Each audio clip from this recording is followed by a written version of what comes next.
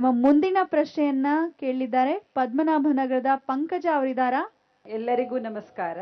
ಪೂಜ್ಯ ಗುರೂಜಿಯವರ ಪಾದಾರಂಧಗಳಿಗೆ ನಮಸ್ಕಾರ. ನನ್ನ ಹೆಸರು ಪಂಕಜ, ಬೆಂಗಳೂರಿನ ಪದ್ಮನಾಭನಗರದಿಂದ ಬಂದಿದ್ದೇನೆ. ನನ್ನ ಪ್ರಶ್ನೆ ಏನೆಂದರೆ, ಅತಿ ಜನಸಂಖ್ಯೆ ಇರುವ ಪಟ್ಟಣಗಳಲ್ಲಿ ಮನೆ ಸಿಗೋದೇ ಕಷ್ಟ. ಅಂಥದ್ರಲ್ಲಿ ಜನಸಾಮಾನ್ಯರಿಗೆ ವಾಸ್ತು ಯೋಗ್ಯ ಮನೆ ಏಕೆ ಅಗತ್ಯ? ಆದರೆ ಕೆಲವರು ವಾಸ್ತುನೇ ನೋಡದೆ ಎಷ್ಟೋ ಮಂದಿ ನೆಮ್ಮದಿಯಿಂದ ಜೀವನ ಸಾಗಿಸ್ತಾ ಇದ್ದಾರೆ. ಇದು ಹೇಗೆ ಸಾಧ್ಯ? ನೀವು ಕೇಳಿರೋ ಪ್ರಶ್ನೆ ಬಹಳ ಸಂತೋಷ ಆಯಿತು. ಈ ಪ್ರಶ್ನೆಯಿಂದ ಬಹಳ ಜನ ತತ್ಸರಿಸಿದ್ರು.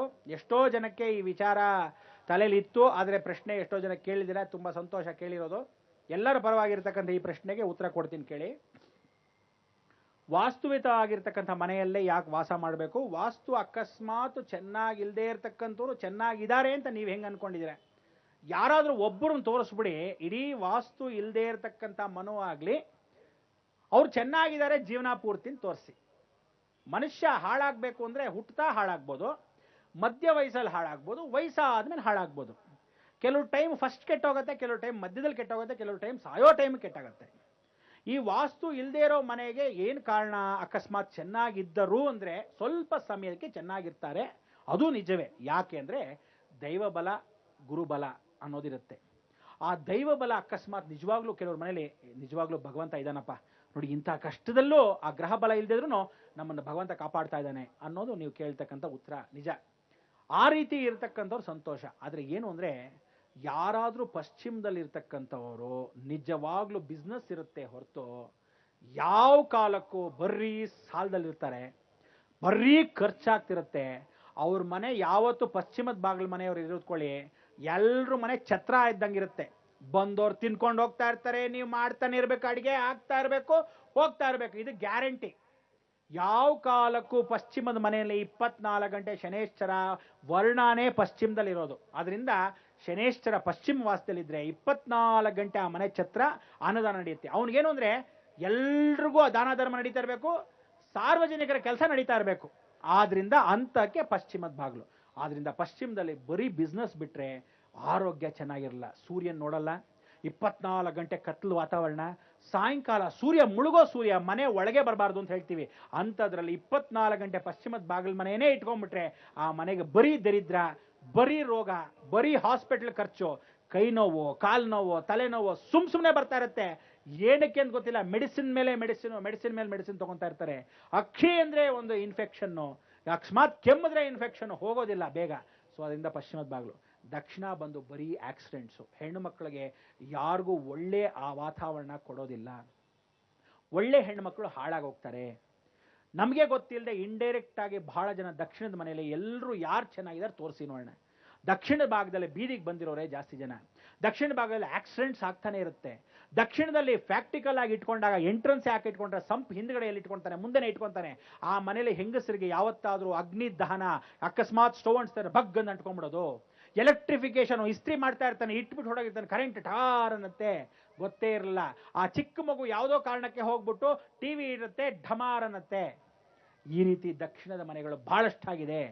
ಆ ದಕ್ಷಿಣದ ಮನೆಗಿದ್ದಾಗ ಪಶ್ಚಿಮದ ಮನೆ ಅಕಸ್ಮಾತ್ ಬಂದಾಗ ಪಶ್ಚಿಮ ಮನೆಗೆ ಪ್ರಾಕ್ಟಿಕಲ್ ಆಗಿ ಏನ್ ಮಾಡ್ತಾರೆ, ವಾಯು ಮೂಲೆ ಸಂಪ್ ಹಾಕೊಂತಾರೆ. ವಾಯು ಮೂಲೆ ಸಂಪ್ ಹಾಕೊಂಡ್ರೆ ಮನೇಲಿ ಹೆಂಗಸಾಗ್ಲಿ ಗಂಡಸಾಗ್ಲಿ ಮನೆ ಮೊದಲನೇ ಯಜಮಾನ ಯಾರ ಹೆಸರಲ್ಲಿರುತ್ತೆ ಅವ್ನಿಗೆ ಹಾರ್ಟ್ ಅಟ್ಯಾಕ್ ಗ್ಯಾರಂಟಿ, ಬರೆದಿಟ್ಕೊಳ್ಳಿ. ಆದ್ರಿಂದ ಎಷ್ಟೋ ಜನಕ್ಕೆ ಮನೆ ಬಾಯಿ ಬಿಟ್ಟು ಹೇಳಿದ್ದೀನಿ, ವಾಯು ಮೂಲೆಯಲ್ಲಿ ಮನೆಯಲ್ಲಿ ಅಕಸ್ಮಾತ್ ಸಂಪಿದ್ರೆ ಗ್ಯಾರಂಟಿ ಹಾರ್ಟ್ ಅಟ್ಯಾಕು. ಎಷ್ಟೋ ಜನಕ್ಕೆ ಹೋಗಿ ಮುಚ್ಚಿಸಿದ್ದೀನಿ. ಆದರೆ ನೀವು ಯಾವತ್ತಿದ್ರೂ ಪೂರ್ವ ಉತ್ತರ ಯಾಕಿರು ಅಂತ ಹೇಳ್ತೀನಿ ಬಲವಂತವಾಗಿ. ಅಂದರೆ ಆ ಪೂರ್ವ ಉತ್ತರದ ಮನೆ ಎಷ್ಟೋ ಜನ ಕಟ್ಟೇ ಇಲ್ಲ. ಎಷ್ಟೋ ಜನಕ್ಕೆ ನಿಜವಾದ ವಾಸ್ತು ಮನೆ ಇರಲ್ಲ. ಫ್ಲ್ಯಾಟಲ್ಲಿ ಹೋದರೆ ವಾಸ್ತು ಎಲ್ಲಿ ನೋಡೋದು? ಇರೋ ಬರೋ ಮನೆಯೆಲ್ಲ ಹಿಂಗೆ ಇರುತ್ತೆ. ಅದು ಯಾಕೆ ಅಂದರೆ ನಿಮ್ಮ ಜಾತಕ ತೆಗೆದು ನೋಡ್ಕೋಬೇಕಾಗಣೆ ಬರ. ಇವನ್ ಅಕಸ್ಮಾತ್ ಆಕ್ಸಿಡೆಂಟ್ ಆಗಲೇಬೇಕು ಅಂದರೆ ಕರೆಕ್ಟಾಗಿ ಅವ್ನು ಖಾಲಿ ಮಾಡಿರ್ತಾನೆ, ಇವನು ಆ ಮನೆಗೆ ಹೋಗಿರ್ತಾನೆ. ಇವನು ಹಣೆ ಬರೋದು ಯಾರು ತಪ್ಸಕ್ಕೆ ಸಾಧ್ಯ ಇಲ್ಲ. ಅಕಸ್ಮಾತ್ ಅವನು ಗುರುಬಲ ಬಂತು ಅಂದರೆ, ನೀವು ಅಕಸ್ಮಾತ್ ವಾಸ್ತು ಮನೆಯಲ್ಲಿ ಇಲ್ಲದೆ ಇದ್ರೆ ದೇವರ ಮನೆಯಲ್ಲಿ ವಾಸವಾಗಿರ್ತಕ್ಕಂಥದ್ದು ಯಾವಾಗ ಗೊತ್ತಾ? ಪಶ್ಚಿಮ ದಕ್ಷಿಣದ ಮನೆಯಲ್ಲಿ ಇವತ್ತು ಪೂಜೆ ಮಾಡಿದ್ರೆ ಸಾಯಂಕಾಲದವರೆಗೂ ಮಾತ್ರ ಇರ್ತಾನೆ. ಸಾಯಂಕಾಲದ ಮೇಲೆ ದೇವರಲ್ಲಿ ಇರಲ್ಲ.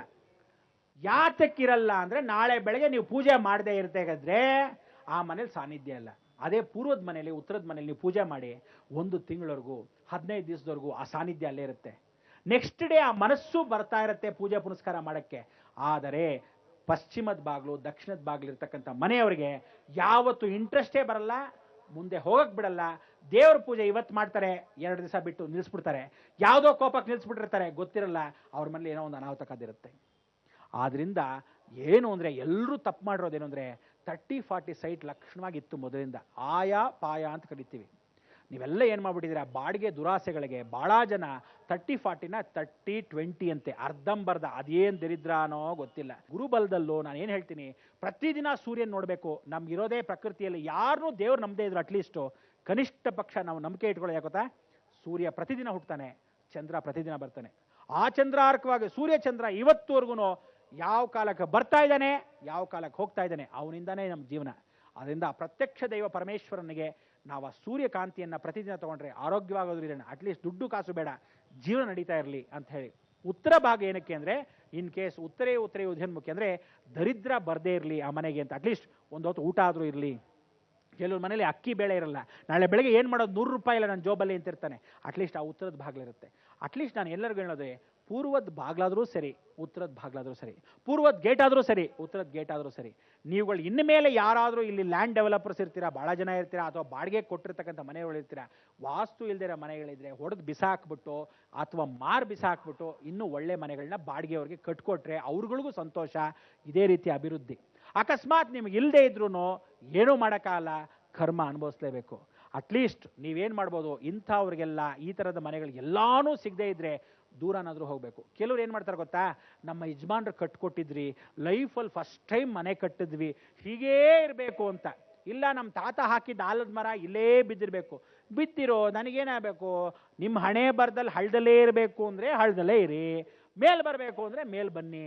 ಸಮಯ ಬರೋವರೆಗೂ ನೀವು ಮೇಲ್ ಬರೋಕ್ಕೆ ಸಾಧ್ಯ ಇಲ್ಲ, ಅಥವಾ ಹಳ್ಳ ಬೀಳ್ದಿರ್ತಕ್ಕಂಥ ಪ್ರತಿವರ್ತನೆ ಮಾಡಲ್ಲ. ಅದರಿಂದ ಈ ವಾಸ್ತು ಅನ್ನೋದು ಏನಕ್ಕೆ ಅಂದರೆ, ಗ್ರಹ ಬಲ ಇದ್ದರೆ ನಮ್ಮನ್ನು ಕಾಪಾಡೋದು ಗೃಹ ಬಲ. ಆ ಗೃಹದಲ್ಲಿ ನೀವು ಒಳ್ಳೇದಾಗಿ ಕೂತ್ಕೊಂಡ್ರೆ ಕನಿಷ್ಠ ಪಕ್ಷ ಬಲವಾಗಿ ಕಾಪಾಡುತ್ತೆ. ಇವತ್ತಿನ ದಿವಸ ನಾನು ಎಷ್ಟೋ ದೂರದಲ್ಲಿ ಮನೆ ಮಾಡಿರ್ತಕ್ಕಂಥ ವಿಚಾರ ಏನಿದೆ ಅಂದರೆ, ಏನು ಪಟ್ಟಣದಲ್ಲೇ ಕೂತ್ಕೋಬೇಕು ಅಂತ ಏನಿಲ್ಲ, ವಾಸ್ತುಯುತವಾಗಿರ್ತಕ್ಕಂಥ ಮನೇಲಿದ್ದರೆ ಯಾರು ಹತ್ರಕ್ಕೆ ಬಂದು ನಮ್ಮನ್ನು ಮುಟ್ಟಲ್ಲ. ಆದ್ದರಿಂದ ಭಗವಂತ ಒಬ್ಬನಿರ್ತಾನೆ, ನಾವಿರ್ತೀವಿ, ನೆಮ್ಮದಿಯಿಂದ ಜೀವನ ನಡೆಯುತ್ತೆ. ಅದು ಮುಖ್ಯ. ನಾವು ಪಟ್ಟಣದಲ್ಲೇ ಕೂತ್ಕೊಂಡು ಇಲ್ಲೇ ಕೂತ್ಕೋಬೇಕು ಅಂತಿದ್ರೆ ಏನು ಪ್ರಯೋಜನ? ಅದರಿಂದ ಇವತ್ತಿನ ದಿವಸ ಏನು ಅಂದರೆ, ಪ್ರತಿಯೊಬ್ಬರು ತಿಳ್ಕೋಬೇಕಾದ ಕಾಮನ್ ಸೆನ್ಸು. ಎಲ್ಲರೂ ನಾವಿರೋದೇ ಬಾಡಿಗೆಗಳಲ್ಲಿ. ಯಾರೇ ಸ್ವಂತ ಮನೆ ತೊಗೊಂಡ್ರು ಇವತ್ತು ಬಾಡಿಗೆ ಮನೆಯೇ. ನಾಳೆ ದಿವಸ ಅವ್ನು ಫ್ಲೈಓವರ್ ಹಾಕಬೇಕು, ಈ ಮನೆಯೆಲ್ಲ ಒಡೆದು ಬಿಸಾಕರೆ ರೋಡು ಅಂದರೆ ಒಟ್ಟೋಯ್ತು. ಯಾವತ್ತಿದ್ರೂ ಅದು ಬಾಡಿಗೆನೆ. ಅಂದರೆ ಜೀವನನೇ ಇವತ್ತಿನ ದಿವಸ ಭೂಮಿ ಮೇಲೆ ಬಂದಿರೋದು ಬಾಡಿಗೆ. ಅದರಿಂದ ವ್ಯಾಮೋಹ ಇಟ್ಕೋಬಾರ್ದು. ಇವತ್ತಿನ ದಿವಸ ಪ್ರತಿಯೊಂದು ಮನೆಯೂ ಚೇಂಜ್ ಮಾಡಬೇಕು. ಇವತ್ತು ಅನುಕೂಲ ಇದ್ದವ್ರು ಚೇಂಜ್ ಮಾಡ್ತಾರೆ, ಅನುಕೂಲ ಇಲ್ಲದಿರೋ ಚೇಂಜ್ ಮಾಡಲ್ಲ. ಅದರಿಂದ ಪ್ರತಿಯೊಬ್ಬರು ನಾವು ಮಾಡ್ತಕ್ಕಂಥ ಜೀವನ ಏನು ಅಂದರೆ, ಮನೆ ಇಂಪಾರ್ಟೆಂಟು ಅಂತಲ್ಲ, ಅಟ್ಲೀಸ್ಟ್ ನಮ್ಮ ಟೈಮ್ ಚೆನ್ನಾಗಿಲ್ದಿದ್ದಾಗ ಒಳ್ಳೆ ಮನೇಲಾದರೂ ಇದ್ದರೆ ನಮ್ಮ ಜೀವನ ಆದರೂ ಸಾಗತ್ತೆ. ಏನೋ ಒಂದು ದಾರಿಯನ್ನು ತೋರಿಸ್ತಾನೆ ಭಗವಂತ. ಇವತ್ತು ಪೂಜೆ ಮಾಡಿರೋದು ಒಂದು 15 ದಿವಸ ಆದರೂ ಕಾಪಾಡುತ್ತೆ ಅನ್ನೋ ಒಂದೇ ಉದ್ದೇಶಕ್ಕೋಸ್ಕರ ಗ್ರಹ ಬಲ ಗೆಟ್ಟೋದ್ರೆ ಗೃಹ ಬಲ ಚೆನ್ನಾಗಿರಲಿ ಅಂತ ಈ ಮುಖಾಂತರ ಹೇಳ್ತಾ ಇದ್ದೀನಿ. ನಿಮ್ಮ ಪ್ರಶ್ನೆಗಳಿಗೆ ಗುರುಜಿಯವರು ಬಹಳ ಸೊಗಸಾಗಿ ಉತ್ತರಿಸಿದ್ರು ಅಂತ ಭಾವಿಸ್ತೇವೆ. ಹಾಗೆ ಪ್ರವಚನದ ಮುಖೇನ ನಮ್ಮೆಲ್ಲರನ್ನ ಮನದಲ್ಲಿ ಅಡಗಿರೋ ಒಂದು ಧಾರ್ಮಿಕ ಚಿಂತನೆಯ ಜಾಗೃತಿಯನ್ನ ಮೂಡಿಸಿದ್ರು ಅಂತ ಕೂಡ ಹೇಳಿದ್ರೆ ತಪ್ಪಾಗ್ಲಾರ್ದು. ಹಾಗಾಗಿ ಜೀ ಕನ್ನಡ ವಾಹಿನಿಯ ಪರವಾಗಿ ಪೂಜ್ಯ ಗುರೂಜಿಯವರಿಗೆ ಅಭಿನಂದಿಸಲು ವೇದಿಕೆಗೆ ನಾನು ಬರ್ಮಾಡ್ಕೊಳ್ತಾ ಇದ್ದೇನೆ. ನಮ್ಮ ಸಂಸ್ಥೆಯ ಕಾರ್ಯಕಾರಿ ವ್ಯವಸ್ಥಾಪಕ ಮುಖ್ಯಸ್ಥರಾದಂತಹ ಲಕ್ಷ್ಮೀನಾರಾಯಣ್ ಹೆಗ್ಡೆ ಅವರನ್ನ ಜೋರದ ಚಪ್ಪಾಳಿಯೊಂದಿಗೆ ಅವರನ್ನ ನಾವು ವೇದಿಕೆಗೆ ಬರ್ಮಾಡ್ಕೊಳ್ಳೋಣ. ನಮ್ಮ ಈ ಕಾರ್ಯಕ್ರಮದ ಮುಖ್ಯ ರೂವಾರಿಗಳಲ್ಲಿ ಇವರು ಓರ್ವರು ಅಂತ ಹೇಳಿದ್ರೆ ತಪ್ಪಾಗ್ಲಾರ್ದು. ಗುರೂಜಿಯವರಿಗೆ ನೆನಪಿನ ಕಾಣಿಕೆಯನ್ನ ನೀಡಿದ್ರು ಮುಖೇನ ಜೀ ಕನ್ನಡ ವಾಹಿನಿಯ ಪರವಾಗಿ ಅಭಿನಂದನೆಗಳನ್ನ ಸಲ್ಲಿಸ್ತಾ ಇದ್ದಾರೆ ಶ್ರೀಯುತ ಲಕ್ಷ್ಮೀನಾರಾಯಣ್ ಹೆಗ್ಡೆಯವರು. ಗುರೂಜಿಯವರು ಬೃಹತ್ ಬ್ರಹ್ಮಾಂಡ ಕಾರ್ಯಕ್ರಮದ ಮುಖೇನ ಹೊಸ ಸಂಚಲನವನ್ನ ಉಂಟು ಮಾಡಿದ್ದಾರೆ. ಈ ಮಾರ್ಗದರ್ಶನ ಸದಾಕಾಲ ಇರ್ಲಿ ಅಂತ ಹಾರೈಸ್ತಾ, ಹಾಗೆ ಬಹಳ ಸೊಗಸಾಗಿ ಭಕ್ತಿಗೀತೆಗಳನ್ನ ಹಾಡಿದಂತಹ ರೋಹಿತ್ ಮತ್ತು ಅಪರ್ಣ ಅವರು ಕೂಡ ಆಗಮಿಸಿ ಗುರೂಜಿಯವರಿಂದ ಹೂಗುಚ್ಛವನ್ನ ಸ್ವೀಕರಿಸಬೇಕಾಗಿ ಕೋರಿಕೆ.